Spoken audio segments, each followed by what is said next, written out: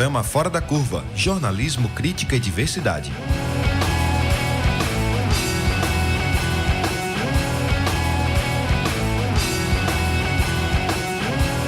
Olá para você que nos acompanha pela Universitária FM 99.9, a nossa rádio pública. Começa agora mais uma edição do programa Fora da Curva.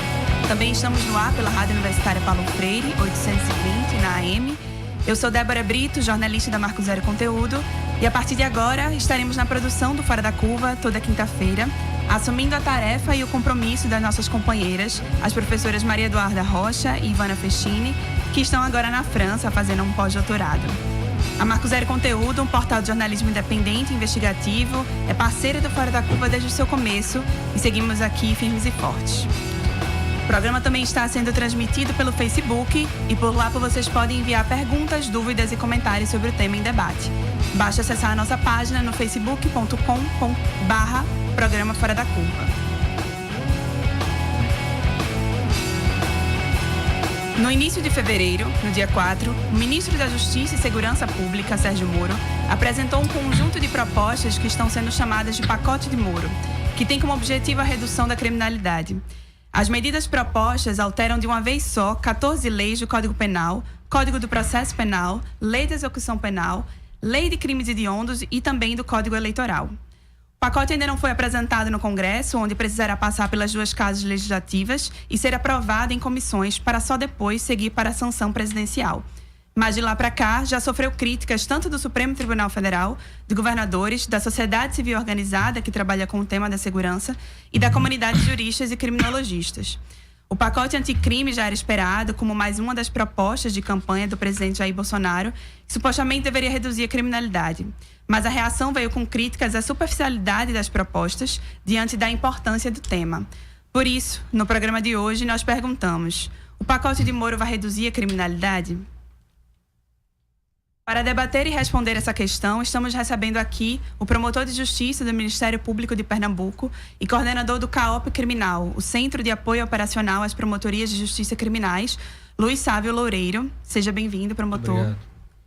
Também estamos recebendo o professor, pesquisador do Departamento de Sociologia e Pós-Graduação em Sociologia da Universidade Federal de Pernambuco, coordenador do Núcleo de Estudos e Pesquisas em Criminalidade, Violência e Políticas Públicas de Segurança, o NEPS.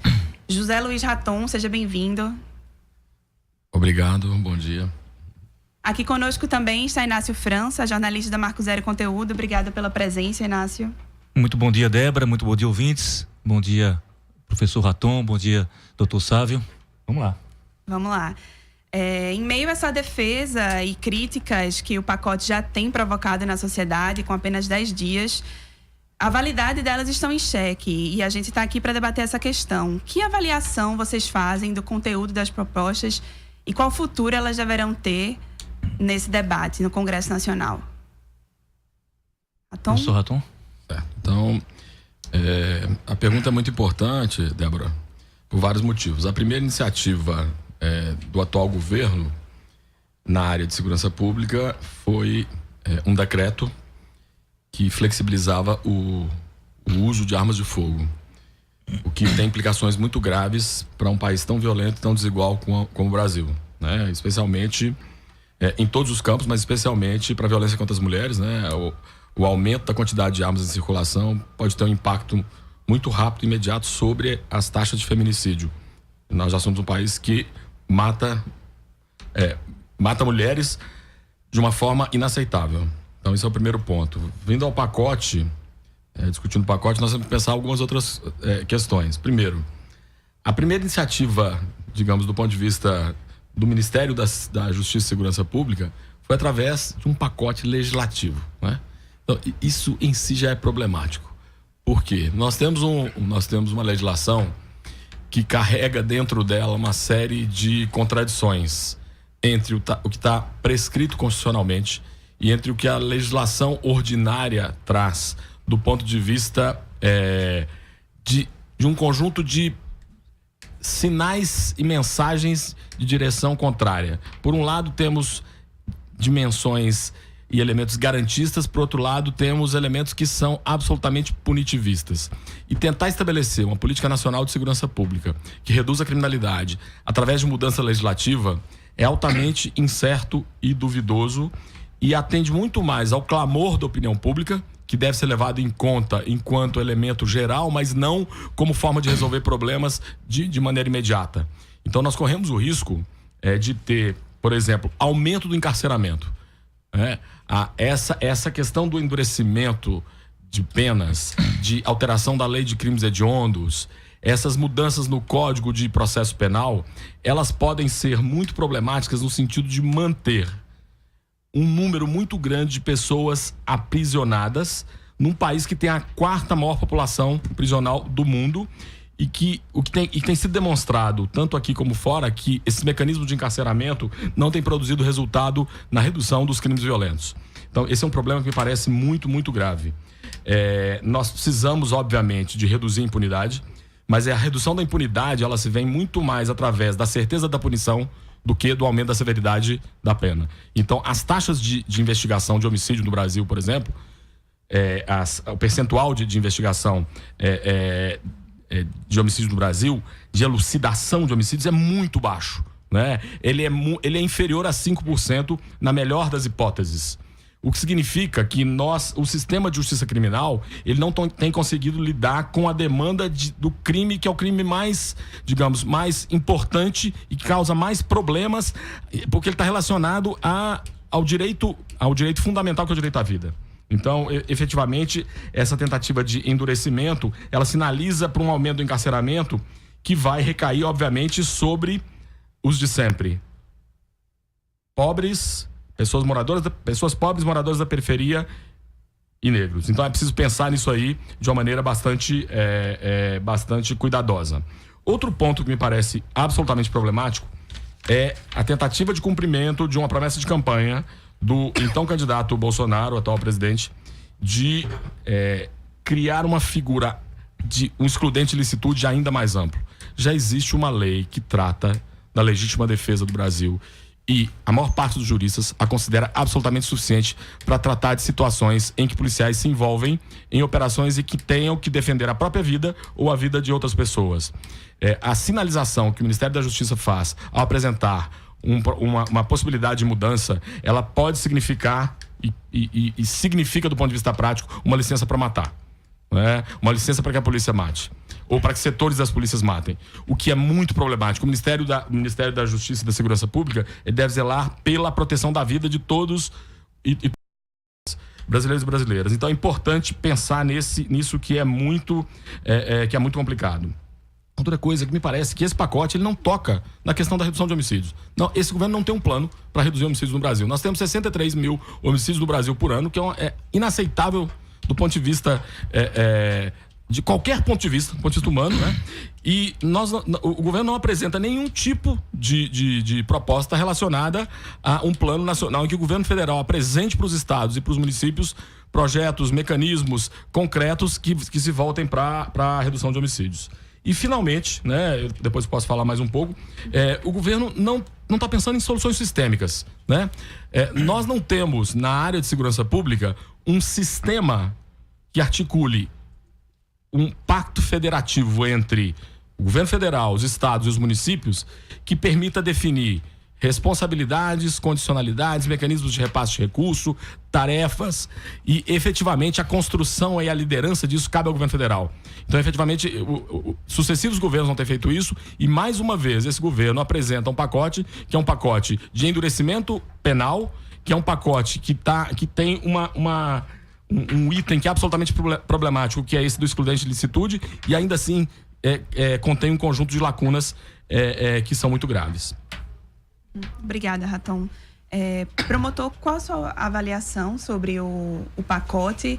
E se eu puder também fazer uma análise, existem pontos que podem ser considerados inconstitucionais? Claro, vamos lá. Primeiramente, bom dia a todos, Débora, Inácio, professor Zé Raton. Como em qualquer situação nova, nós devemos nos permitir abrangermos nossos conceitos, né, de crítica. A crítica que tem sido feita muitas vezes justamente a tudo até nesse país, pelos momentos de efervescência que passamos nos últimos anos, deve ser também encarada como uma oportunidade de construção, obviamente, né? Eu sempre gosto de iniciar as colocações dizendo que crítica não é apenas a construção ou destruição de um posicionamento. Ela é uma situação em que se observam pontos em contrário, né? As experiências de quem está analisando aqueles dados ou aquela teoria para colocar dentro de um contexto os pontos favoráveis e aqueles desfavoráveis, os pontos pró e contra, como em qualquer situação. Então, é claro que nós temos aqui muitas observações a fazer realmente sobre esse chamado projeto de lei anticrime, proposto há poucos dias pelo ministro da Justiça, até porque nós percebemos em algumas conversas temáticas que mantemos no Ministério Público com outras instituições também, a falta de um tecnicismo adequado, né? Nós temos ainda muito a superar. Inclusive, o projeto serve um pouquinho para isso também. Ele vai ser colocado em discussão no Congresso Nacional, que é a casa que representa o povo, mas tenho certeza que todos os setores estão já acionando seus deputados, mostrando algumas falhas e contradições. Mas, no todo, nós percebemos que é uma resposta também a um sentimento que a gente pode perceber que vem aumentando nos últimos anos, pelo menos no contexto nacional. Estamos falando, obviamente, aqui do Brasil, e nós percebemos que a população também, a geração mais nova, não aguenta conviver também com a insegurança pública. Não tenho dúvida nenhuma que esse vetor segurança pública ganhou muita importância, talvez nos últimos 10, 15 ou 20 anos, né? Ultrapassando muitas vezes e empatando com a causa da saúde, da educação, né? A gente percebe em qualquer cidade do Brasil, e falo aqui do nosso contexto de Pernambuco, tanto aqui em Recife quanto na área metropolitana ou no interior do estado, as pessoas começam a ter realmente ressalvas em sair de casa e levar seus filhos para brincar na rua. É uma situação indesejável, mas que a gente compreende pela evolução dos meios da sociedade, da população mundial, que vai aumentando em progressão aritmética ou geométrica. Então, é claro que também nós temos que cuidar das coisas que são perigosas, sabendo que elas poderiam aumentar. Então, alguma coisa tinha que ser feita. Eu considero o pacote no todo uma medida positiva, mas é apenas um degrau que nós temos que enfrentar nesse combate a essa sensação de segurança, a criminalidade crescente, que não pode ser esquecido isoladamente sem que haja uma preocupação dos gestores públicos, né, na fomentação das políticas sociais, nas medidas de inclusão. Nós temos, então, setorizadamente que nos abstrair um pouquinho, temos que considerar tudo como passos para se chegar a um local bacana. Então, nós temos aqui uma lista de medidas que nós entendemos como positivas. Temos também uma relação de medidas que não são legais, que devem ser bem debatidas. Creio que esse espaço servirá também para a gente pontualmente ir atacando esses pontos que são praticamente, acho que são 19 que eu fiz anotações, mas sem que o Estado perceba realmente que o problema é muito maior, é muito mais grave, que nós devemos investir em políticas de prevenção, não há dúvidas que não haverá avanço. Fiquei curioso para saber quais são os pontos positivos que o senhor identificou na coluna aí do seu lado esquerdo. Não quer dizer que a minha coluna da esquerda, que tem mais anotações, seja mais importante ou robusta do que da esquerda, porque principalmente da esquerda é uma questão conceitual, né? Até porque eu costumo rabiscar aqui nos nossos envelopes, mas eu coloquei questões práticas e técnicas de quem opera no dia a dia, né? Eu estou falando aqui dos advogados, promotores, defensores, juízes que trabalham no dia a dia lidando com seus procedimentos criminais, a população que é assistida, né? Ela que se envolve nos litígios e ela quer principalmente que seus conflitos sejam resolvidos o mais rápido possível. É impensável que até hoje nós tenhamos uma média, professor, que é uma média nacional e que alguns estados têm conseguido, de alguma forma ou de outra, criativamente com as suas leis internas, melhorar um pouquinho, não vou dizer nunca solucionar, mas 4 ou 5 anos para ver um julgamento de uma pessoa que cometeu um homicídio, por exemplo. Como se sente a vítima? Como se sentem os familiares da pessoa que foi perdida? Como se sente, inclusive, o réu, que muitas vezes está preso lá por excesso de prazo, porque a justiça é lenta, é tardia. Então, eu elenquei aqui pontos assim que facilitam um julgamento mais célere, mais dinâmico ao processo penal. E aí sim, eu acho que estava na hora. Muita coisa a gente ainda podia dizer que estávamos vivendo no século XIX. Nós temos uma perspectiva de realização de audiência, por exemplo, por videoconferência, que não era implementada. Esse pacote aqui, pelo menos, ele prevê já enfaticamente que deve ser a regra. Então temos aqui, por exemplo, a questão de videoconferências, de execução provisória da pena, que muitos podem achar até que é uma questão prejudicial ao réu, mas às vezes é favorável, que eu vejo muitos presos sem uma sentença transitada e julgada, sem então uma condenação, mas que ficam lá aguardando uma revogação da prisão preventiva sem poder sequer ir para o regime semiaberto ou livramento condicional por conta dessa demora. É um problema trazendo ao outro, né? E questões do tribunal do júri, com celeridade, com julgamentos mais rápidos, a questão da possibilidade de investigação nesses crimes que hoje estão muito na moda, que são crimes que envolvem muitas pessoas que antigamente eram inatingíveis, né, pelo poder público. Digo mesmo dos poderosos, dos colarinhos brancos que se envolvem em organizações criminosas. Então, instrumentos novos foram criados para facilitar a conclusão mais rápida de um procedimento, a questão do perdimento dos bens, evitar a prescrição para esses crimes que rapidamente prescreviam, corrupção, crime do colarinho branco, crimes contra o sistema financeiro, enfim. E no mais, eu acho que a gente deve ter um espaço especial para isso, as soluções negociadas no processo penal, que eu tenho visto até muita gente falando que poderia ser uma questão que empoderaria mais a próprio acusador, o Ministério Público, mas eu vejo com outros olhos. Eu acho que é um empoderamento da parte da advocacia, da defensoria, porque traz o réu para também colaborar e tentar, de alguma forma, trazer alguns benefícios para ele e para o procedimento quando se evita um processo penal. Obrigada, promotor. Raton quer... Então, você sabe, eu queria fraternalmente discordar, assim. Acho que o projeto é muito superficial. Claro que ele apresenta alguns elementos tópicos, né? Por exemplo, videoconferências, né? Mas será que a videoconferência é o grande problema da segurança pública nacional? Né? Então, efetivamente, eu acho que faltou, apesar do pacote do ministro da Segurança Pública, da Justiça e da Segurança Pública, ter alguns pontos positivos aqui e ali, mas é muito pouco para aquele que tem a tarefa de coordenar uma política nacional de segurança pública. Concordo. Em relação a esse ponto, a chamada da plea bargain, né? Essa ideia da inclusão, da possibilidade de um processo de negociação extra, digamos assim, processual, ela me parece muito problemática. Por quê? Porque nós temos uma tradição de um direito romano-germanístico. Então, do ponto de vista da construção, né, do nosso arcabouço jurídico, nós temos uma tradição de um tipo de direito positivo. E nós vamos introduzir ali um elemento que é oriundo de um sistema de common law e de uma tradição que está... A cultura jurídica já está permeada por ela. Eu acho que isso pode ser muito problemático.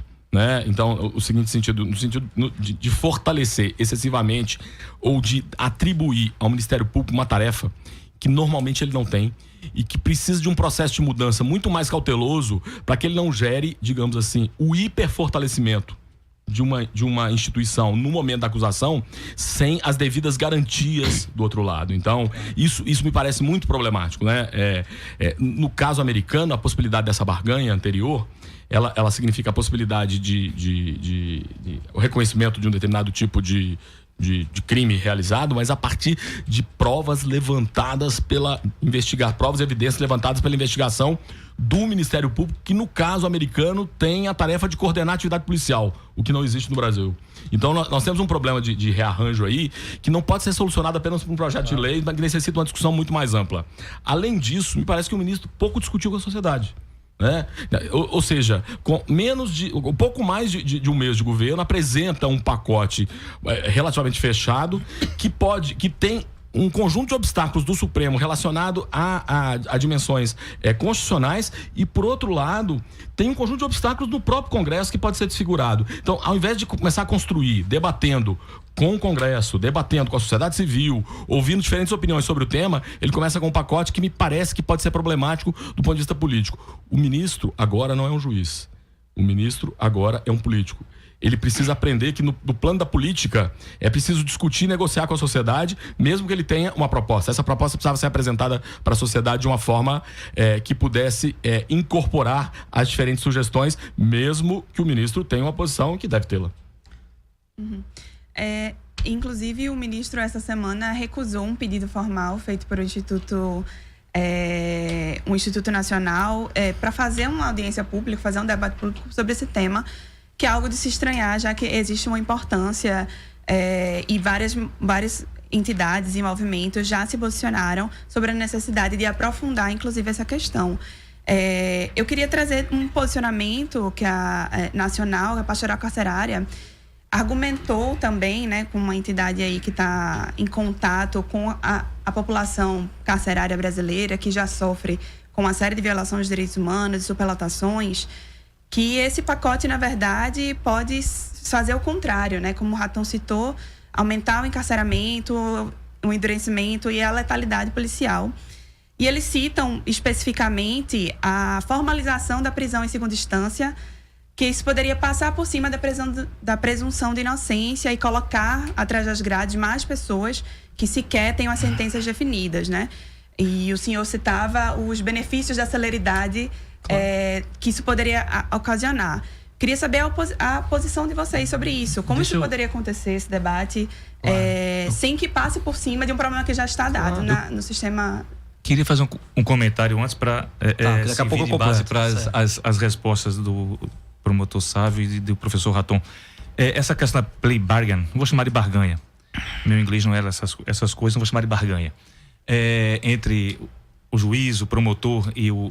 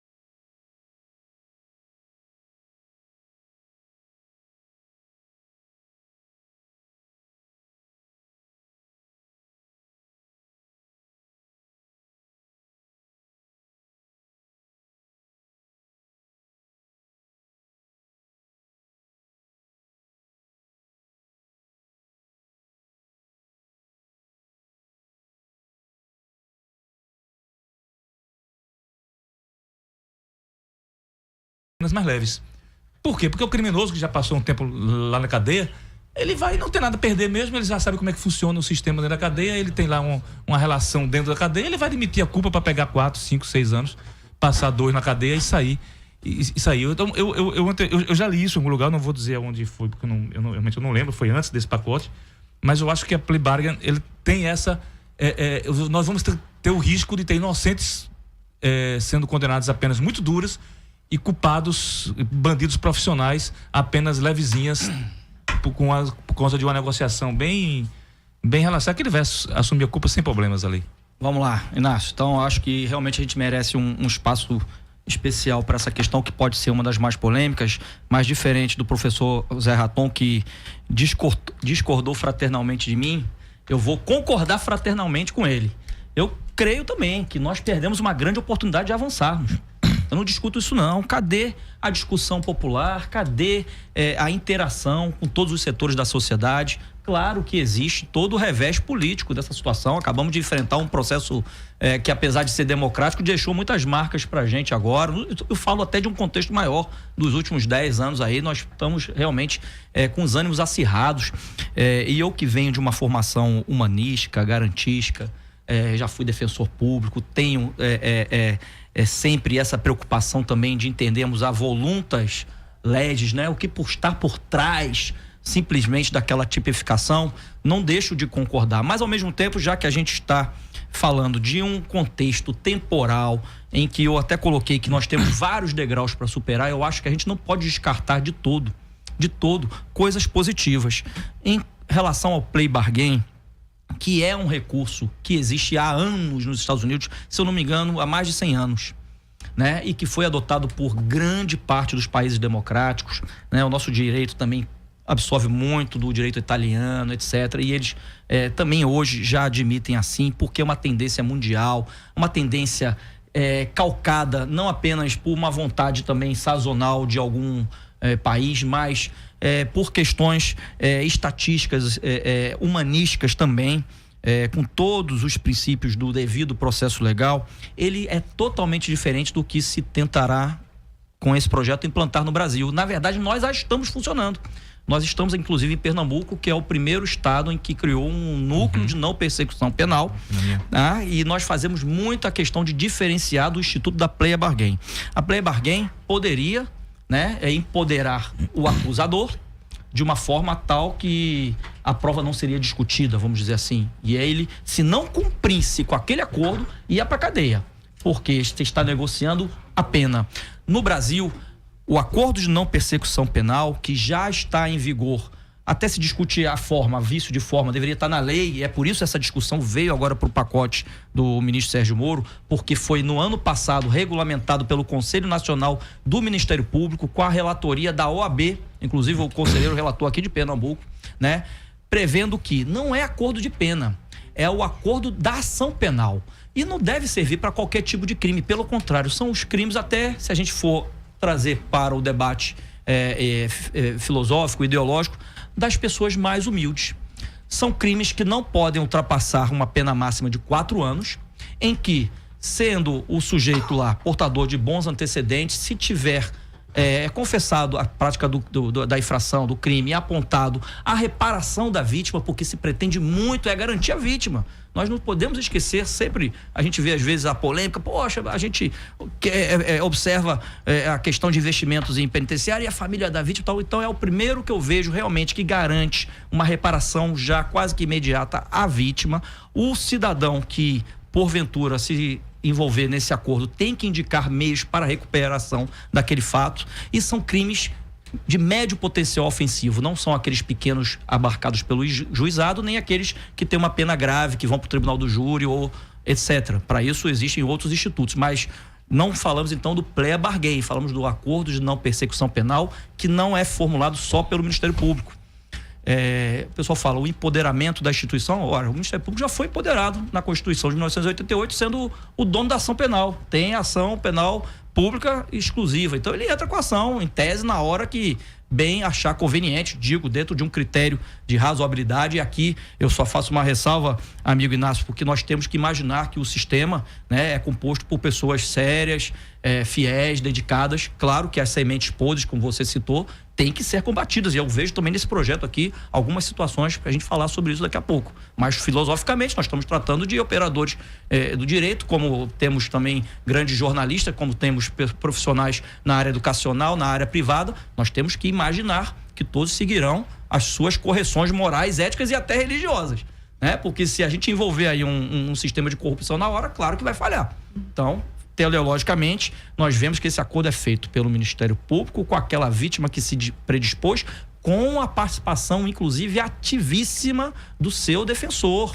Seja um defensor público para aqueles pobres na forma da lei, seja um advogado constituído para aquele fim, que tem o dever de esclarecer a parte que aquilo pode ser benéfico ou não para o sujeito.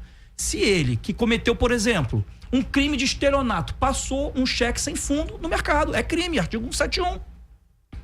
Foi comprar a mercadoria lá, passou um cheque de R$200, só tinha 100. Se o receptor, né, o destinatário desse cheque, quiser, em tese, acionar as vias criminais, ele vai à delegacia, presta uma ocorrência por estelionato. O sujeito que furta 1 litro de leite e vai ser preso, ou pelo menos processado porque está ali, talvez cometendo um furto famélico para ajudar sua família, está respondendo por um inquérito e possivelmente depois por uma ação penal pelo artigo 155.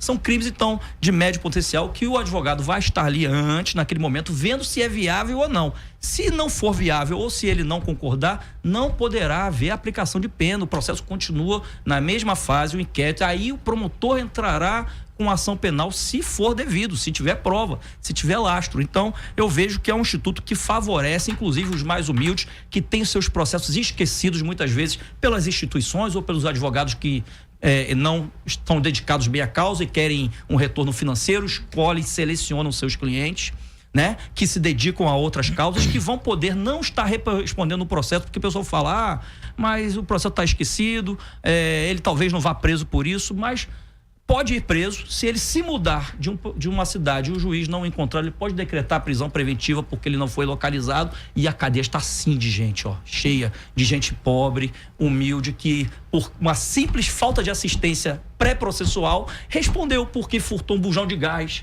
porque cortou a luz do vizinho, fez um gato, comprou um celular roubado. Comprou celular roubado, receptação, pronto, um grande exemplo, receptação. Então nós temos que ver também com o outro lado. Eu vejo realmente, tecnicamente, como uma oportunidade da gente conseguir, de alguma forma, trazer uma justiça mais próxima, mais rápida. Agora, claro que cada cidadão vai ter que operar dentro do seu sistema de ética e moral. Exato, promotor. Acho que esse é um debate que precisa de muito tempo ainda. A gente vai agora fazer um rápido intervalo e já volta para continuar debatendo a eficácia do pacote do Moro para reduzir a criminalidade. Aqui na Rádio Universitária, nossa rádio pública. Programa Fora da Curva. Informação a serviço da maioria. Universitária FM 99.9. Universitária FM, Agenda Cultural. Nesta quinta-feira, o DJ Random apresenta discotecagem de sons multi-estilosos no Gordo e o Magro Bar, localizado na Rua das Ninfas, bairro da Boa Vista. O evento tem início às 7h30 da noite e também vai contar com o som dos DJs Soma, Rimas Inc. e Paulo André Nunes. A entrada é gratuita. O Cinema São Luís exibe o longa-metragem Parquelândia nesta quinta-feira a partir das 8 da noite. O documentário revela as condições precárias de trabalho dos funcionários de um parque de diversões localizado entre os sertões do Piauí e de Pernambuco. A exibição será seguida por um debate com a diretora do filme, Cecília da Fonte. Ingressos à venda na bilheteria do cinema. Universitária FM, Agenda Cultural. Rádio Paulo Freire, a rádio que fazemos juntos, quer ter o seu programa na grade de programação. Participe com suas ideias da chamada pública. Acesse o site www.ufpe.br/NTVRU e leia o edital da chamada pública da Rádio Paulo Freire. Rádio Paulo Freire, a rádio que fazemos juntos. No sábado à noite, você cuida de viver bem a vida e deixa a trilha sonora por nossa conta. Disque Jockey, a partir das 8 da noite, no sábado da Universitária. A Rádio Universitária AM 820 agora é Rádio Universitária Paulo Freire. Vamos ouvir o pró-reitor da Pró-Reitoria de Comunicação, Informação e Tecnologia da Informação da UFPE, Décio Fonseca. A Rádio Paulo Freire, na realidade, ela tem uma importância histórica que está sendo construída ao longo do tempo. Primeiro, pela referência que Paulo Freire sempre defendeu muito a questão da comunicação. Toda a sua teoria, toda a sua prática foi voltada para uma formação crítica do cidadão. O nome não é por acaso, representa exatamente o conceito de universidade pública, o conceito de comunicação pública, onde o cidadão tem um papel estratégico na sua construção, na sua dinâmica. É um instrumento de interlocução democrático e extremamente importante numa comunicação pública que nós defendemos dentro da UFPE. Rádio Paulo Freire, a rádio que fazemos juntos.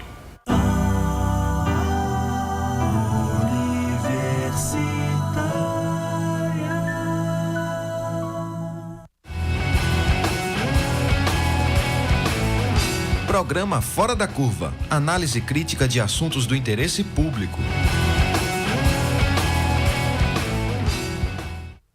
O programa Fora da Curva está de volta com jornalismo, crítica e diversidade e hoje debatemos sobre as propostas do pacote do ministro da Justiça, Sérgio Moro, para diminuir a criminalidade.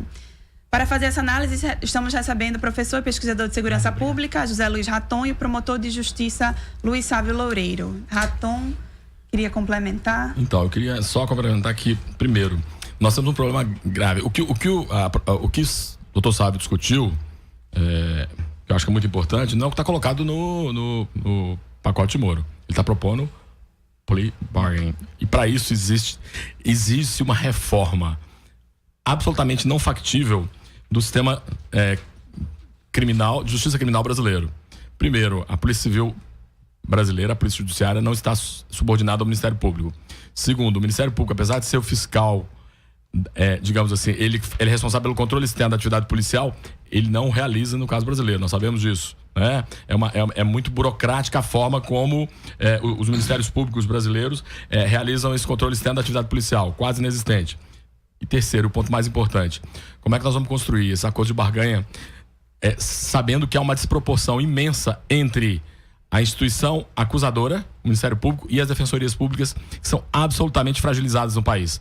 Então, a ideia da defesa, se nós não reconstruirmos a ideia da defesa, a possibilidade de acesso à defesa pelos mais pobres, né, os chamados hipossuficientes do ponto de vista da definição doutrinária, aí nós teremos problemas muito graves. Além disso, a gente sabe que as prisões brasileiras estão superlotadas de pobres, de pessoas negras, de pessoas moradoras dos bairros, das periferias das grandes e médias cidades brasileiras, pela seletividade do sistema de justiça criminal. Então essa discussão sobre receptação, essa discussão sobre pequenos crimes ou crimes dos mais humildes, ela precisa ser recolocada, porque é a seletividade do sistema que encarcera mais pessoas de determinadas classes sociais ou com determinados perfis sociais em detrimento de outras. Então esse é o problema que a gente precisa enfrentar. Eu queria finalizar essa minha fala aqui com uma questão que eu acho que é importante, foi colocada por Débora sobre um debate com a sociedade, né? Que ela havia colocado, e sobre a ideia de transparência, né? Que me parece que o ministro, ele mudou de opinião sobre a ideia de transparência e sobre a ideia da participação da sociedade, né? Recusa uma audiência com a sociedade para discutir um tema, e por outro lado, o ministro precisa responder se encontrou ou não com representantes, inclusive o presidente da Taurus, no Ministério da Justiça, antes da aprovação, né, antes da postulação do decreto que regulamenta de uma nova forma, afrouxando a possibilidade da posse de arma no Brasil. Então, nós vamos discutir essa questão da transparência porque ela é fundamental, né?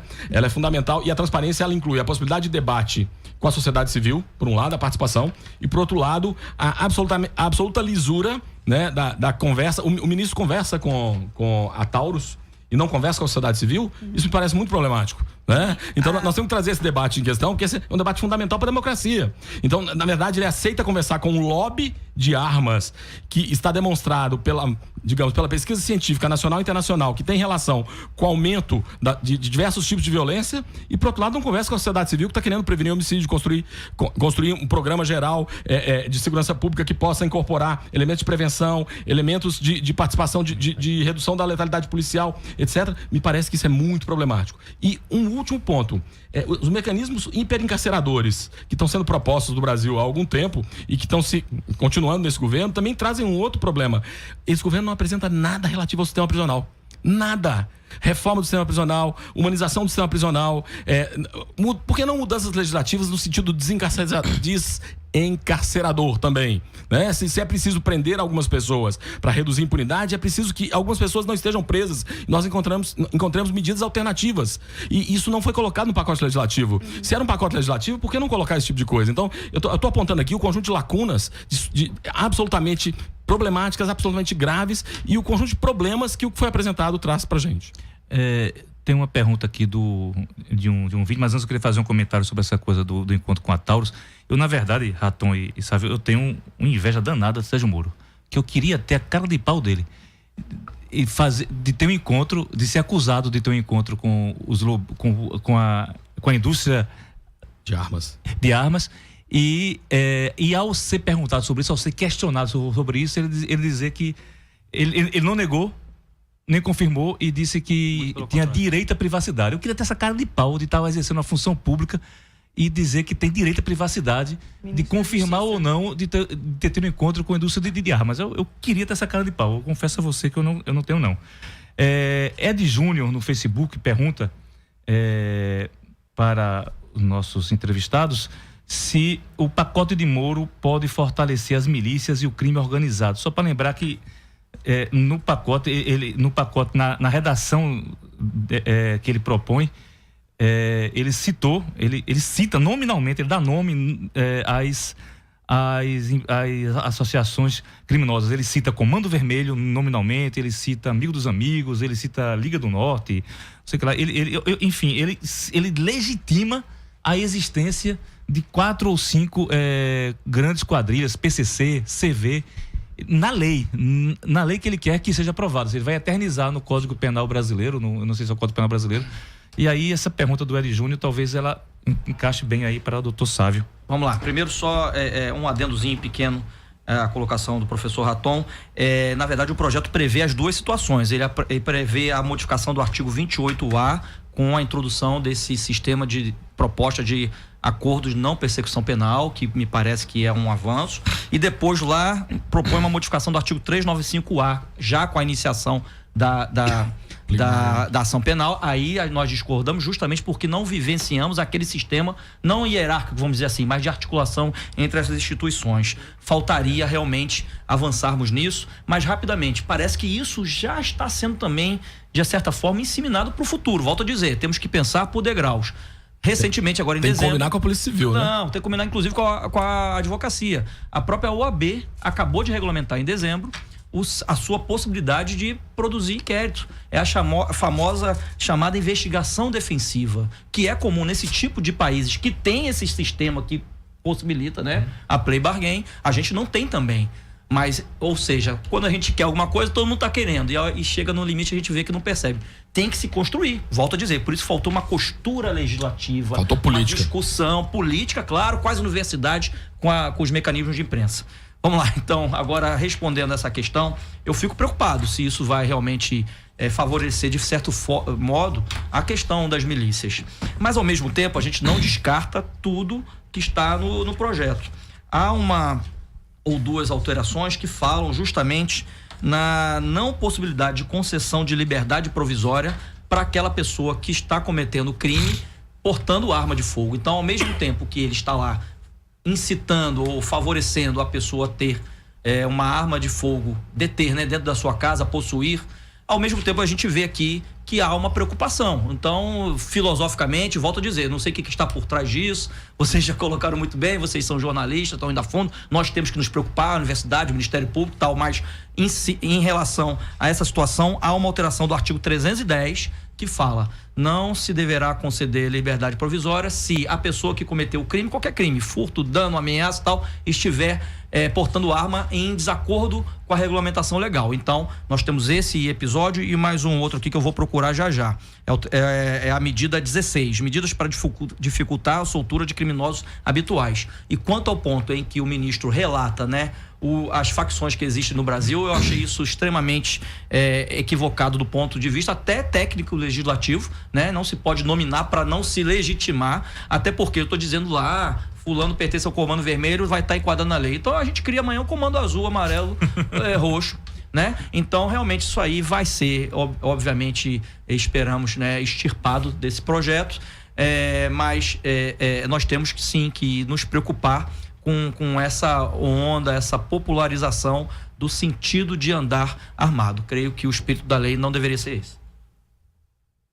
E seguindo, inclusive, quando o senhor fala sobre a necessidade de aprofundar o debate, o Ricardo Galvão também enviou uma pergunta questionando quais são as fontes técnicas em que se baseia o pacote do Moro, né? O próprio Instituto Carioca de Criminologia, que tem entre seus integrantes pesquisadores, inclusive pessoas que têm histórico e uma carreira policial, professores de academias de polícia militar e civil do Rio de Janeiro, também emitiram uma nota questionando o projeto e questionando especificamente a autoria ser apenas de um ministro, né? O Instituto chamou o pacote, abre aspas, de uma dose mortal de mais do mesmo, fecha aspas, e ao longo da nota explica vários pontos que considera fracos mesmo, superficiais do ponto do debate jurídico. Eu queria perguntar a vocês se vocês acham que esse pacote se sustenta como ele está, ele deveria ser retirado, repensado. O que é que pode o Ministério Público, a sociedade civil, as universidades proporem para que isso realmente tenha um debate, se volte atrás e se veja os pontos com a devida atenção e profundidade que o tema requer? Certo, até eu acho que, seguindo a introdução do professor Raton, as medidas relacionadas à legítima defesa são exageradas, porque ele cria situações aqui colocadas em parágrafos que, na verdade, já estariam contemplados pela teoria da legítima defesa. Né? Quando se acrescenta que o agente policial de segurança pública em risco iminente de conflito armado deve primeiro atirar, né? Isso está fugindo um pouquinho do espírito que deveria ter a legítima defesa, que é uma excludente de criminalidade. Ele coloca como exemplo, creio, que ficou positivado, e está recebendo muitas críticas realmente por isso, né? Então, essa situação e também a do excesso excusável por medo, surpresa ou violenta emoção, certo, que começaria a ser arguído por todo ato de conflito com o policial. Eu tive medo, atirei. Isso também não combina com a própria tarefa do policial. Então, eu creio que nossos mecanismos já estão lá, do artigo 23 em diante do Código de Processo Penal, do Código Penal, melhor dizendo, definindo quais são as situações de excludente de licitude. Eu creio que o professor pode avançar nesse ponto aí. Eu acho que nós temos um conjunto de problemas aí. A sua pergunta, Débora, do ponto de vista político, me parece que o ministro não vai retirar. Esse pacote vai ser enviado para o Congresso. Estou tentando fazer uma análise das coisas como elas são. Sim. Cabe à sociedade civil se mobilizar para isso de diversas formas, através dos movimentos sociais, das organizações não governamentais, das pessoas que estudam o tema na universidade, fora dela, das representações das diversas categorias do sistema de justiça criminal. Mas, ao mesmo tempo, esse debate tem que ser feito no Congresso de uma forma muito, muito intensa. A minha impressão é que esse projeto vai ser desfigurado no Congresso. Esses projetos vão ser desfigurados no Congresso. O que pode ser ainda mais problemático. Inclusive porque ele toca em elementos muito corporativos do Congresso, né? Então, me parece que ele toca... Tem questões aí, por exemplo, do projeto que são interessantes. O ministro... ele entende de lavagem de dinheiro, né? Ele se especializou nesse tipo de... E aí a ligação desse tipo de questão com... um bocado de ministro que entende de lavagem de dinheiro. Tem alguns que entendem... Os caras são bons pra caramba. Tem alguns que entendem do ponto de vista prático e o ministro da Justiça e Segurança entende... quer dizer, do ponto de vista da trajetória dele. Agora, me parece que é preciso que o resultado desse pacote enviado, ele tem algum sentido mais denso, mais claro, porque senão ele pode provocar o que a lei de crimes hediondos provocou, por exemplo. A lei de crimes hediondos do Brasil, como é que ela surge? Ela surge a partir do clamor popular e da pressão da mídia relacionada à morte de Daniela Pérez e a morte do assassinato de uma criança em Minas Gerais que foi queimada pela pessoa que a matou, pelo assassino. E aí isso gera um desejo de punição, um desejo de vingança da sociedade, né? De vingança, que precisa ser filtrado pelo Estado e transformado em uma lei que tem efeito racional, né? Isso não pode ser feito no calor da hora. Então, essa demanda por segurança pública que a sociedade tem legitimamente, ela precisa ser filtrada pelo Estado e transformada em algo que seja racional, que seja igualitário, que seja equânime, que não selecione alguns tipos de pessoas de determinadas classes sociais, de determinados perfis sociais e não toque outras. Então nós temos que pensar, e também do ponto de vista sistêmico, construir mecanismos institucionais nas polícias, no sistema de justiça criminal, na sociedade, nos executivos do ponto de vista da prevenção da violência, para que a gente possa reduzir a violência no país. Além disso, o ministro tem um orçamento de 17 bilhões. Isso é preciso dizer. é um dos maiores orçamentos do governo federal. O ministro precisa dizer o que ele vai fazer com esse orçamento, do ponto de vista geral. Nós precisamos pensar. A coordenação de uma política nacional de segurança pública não se limita à proposta de projetos de lei. Onde esse recurso vai ser aplicado? Como é que ele vai ser feito? Como é que nós vamos pensar as prioridades? Um país que tem 63 mil homicídios precisa priorizar os crimes contra a vida. Como é que isso vai ser feito? Como é que o governo federal vai se relacionar com os estados e com os municípios? Especialmente com os estados. Então nós precisamos pensar, por exemplo, a valorização do trabalho policial. Vamos pensar nisso aí. Por exemplo, será que nós podemos pensar mecanismos assemelhados ao do Sistema Nacional de Educação, em que o governo federal complementa certos salários para garantir o funcionamento de uma polícia com parâmetros mínimos, já que os estados estão com problemas nessa área, e do ponto de vista constitucional, a responsabilidade das polícias que tratam do cotidiano da vida das pessoas, ela está nos estados, a Polícia Civil, as polícias civis e as polícias militares. Então essa é uma questão que me parece que é muito importante e que precisa ser discutida. Nós precisamos fazer um debate político sobre esse pacote. O debate é de natureza política. E os setores democráticos e progressistas precisam entrar nisso de uma forma não só crítica, mas propositiva também. Nós vamos apresentar alternativas a isso. Certo? Então, é preciso apresentar alternativas a todos os itens colocados pelo ministro nesse pacote, mantendo o que é positivo e propondo alternativas ao que é considerado problemático. Porque senão nós vamos perder esse debate e nós vamos ter problemas ainda maiores, porque os efeitos perversos do que está colocado aí podem ser muito graves. Queria fazer um comentário que eu não sei se vai dar tempo de virar uma pergunta. São 11h52. O comentário, nós não falamos muito aqui dessa questão só citamos e tal, do excludente de ilicitude, né? Que é essa que vocês falaram.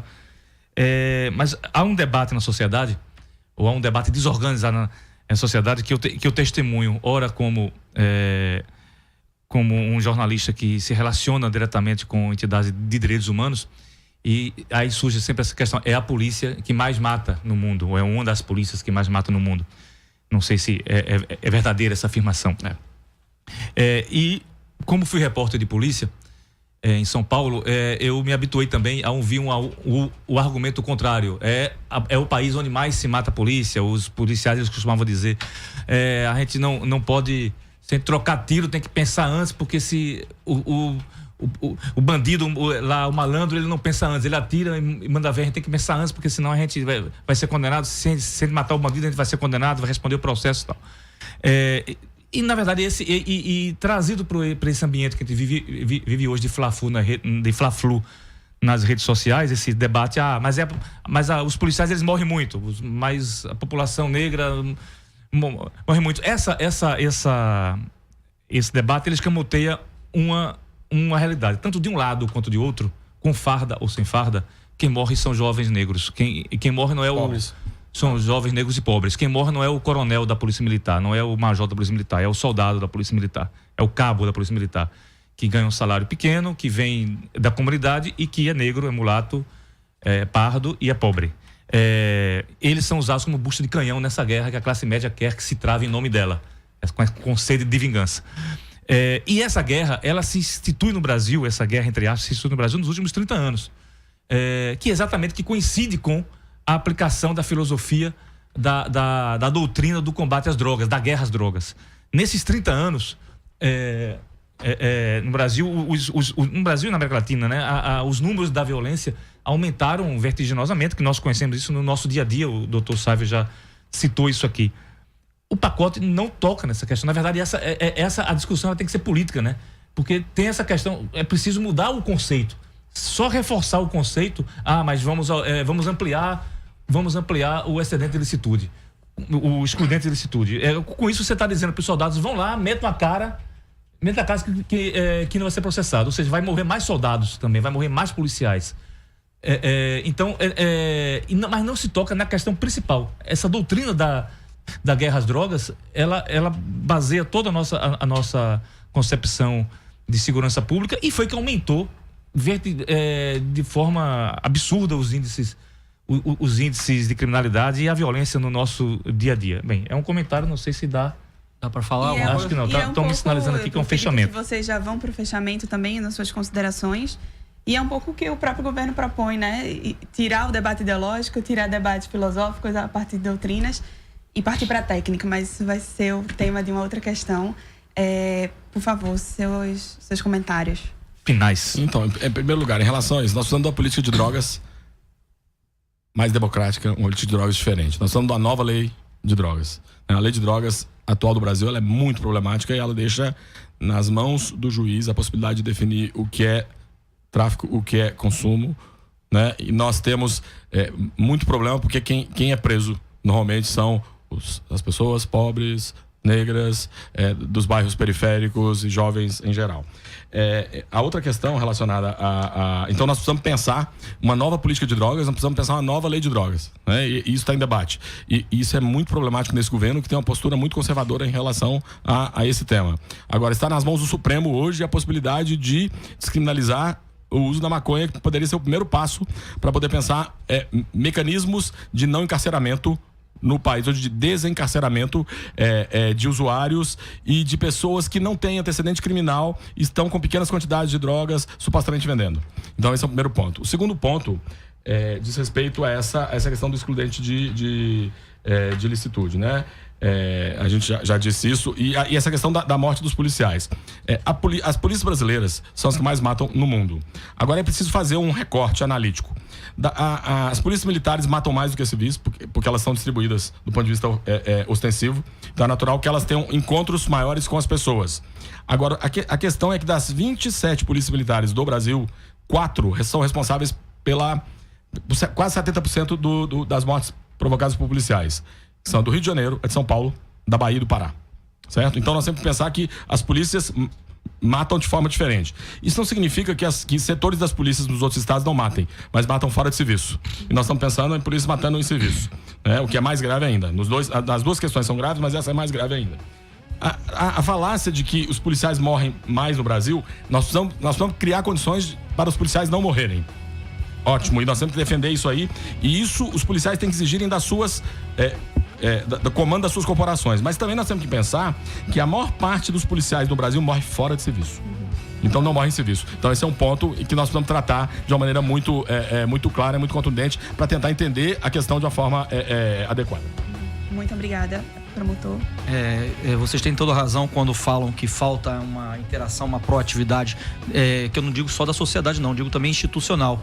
É até por isso que hoje eu faço a ressalva aqui, está havendo hoje e amanhã uma reunião dos procuradores gerais de todos os estados aqui em Recife, para tratar também da análise técnica e política, enfim, de tudo que envolve esse novo projeto, sem prejuízo das demais conversas com a sociedade que nós estamos abrindo os canais, e por isso que nós precisamos dar vez a projetos de inclusão social. O Ministério Público tem um Cidade Pacífica que justamente verifica que a gente não vive numa abstração, nós vivemos nos estados e nos municípios. Os municípios têm que ser chamados a essa construção, a prevenir a questão da droga, da falta de situações que façam progredir seus jovens, né, de uma forma correta. Então, a gente pretende mais espaço no Plano Nacional de Segurança Pública, junto com a sociedade civil, para a inclusão de projetos sérios que possam ser realmente vetores de uma redução real da segurança, inclusive dos crimes de proximidade, que fazem disparar os nossos índices de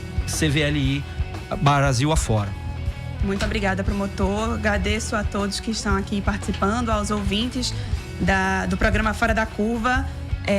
Esse programa foi produzido por Inácio França, por mim, Débora Brito, da Marco Zero Conteúdo. Nas redes sociais, Vanessa Moura, Bia Jatobá, Alice Mesquita, trabalhos técnicos de Felipe Novaes. O programa Fora da Curva volta amanhã, perguntando o que será da educação, sob o comando de Bruno Nogueira. Acompanhe a gente nas redes sociais e até a próxima. O programa Fora da Curva é uma realização do Departamento de Comunicação Social, com o apoio do Departamento de Sociologia e do Núcleo de Rádio e TV Universitárias. Parceria com o Marco Zero Conteúdo, Centro das Mulheres do Cabo, SOS Corpo, Centro Sabiá, Terral Coletivo de Comunicação, Centro de Cultura Luiz Freire. Esse programa fica disponível em nossa página do Facebook e no canal do YouTube. Acompanhe as nossas redes sociais, porque nós também divulgamos por lá muita informação que você não vê por aí. A música tema deste programa foi composta pela banda Diablo Motor. Programa Fora da Curva. A gente fala o que a maioria cala. 12 horas.